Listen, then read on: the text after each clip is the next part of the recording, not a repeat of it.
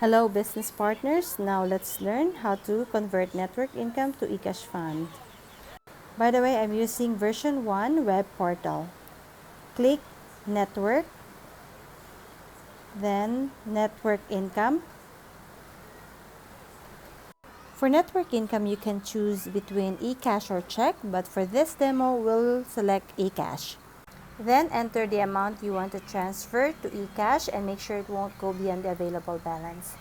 After typing in the amount to transfer, click the submit button.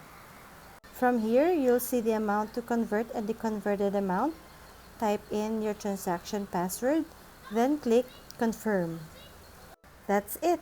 You should see that converted amount added to your Ecash fund right now. Thank you for watching. Don't forget to like and subscribe to this channel for more tutorials.